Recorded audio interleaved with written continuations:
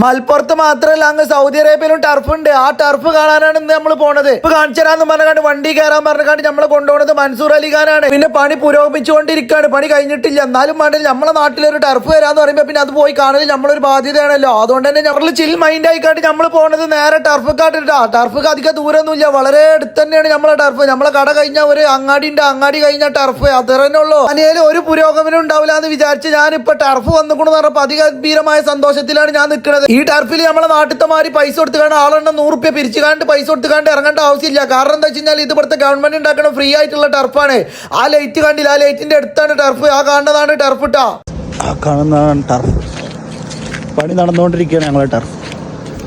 വരും, പുരോഗമനങ്ങൾ വരണം. ചിലർ വന്നാൽ നാട് നന്നാവും എന്നാണല്ലോ.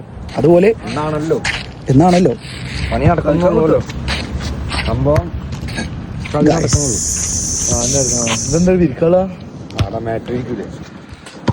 മെയിൻ പ്ലെയർ ആയിട്ടുള്ള ബംഗാളികളാണ് ഇപ്പോൾ കളിച്ചുകൊണ്ടിരിക്കുന്നത്. ഓലെ കളി കാണാൻ തന്നെ ഭയങ്കര ചുരുക്കാണ്. 10 പൈസക്കില്ല. എന്താ ചെയ്യാ?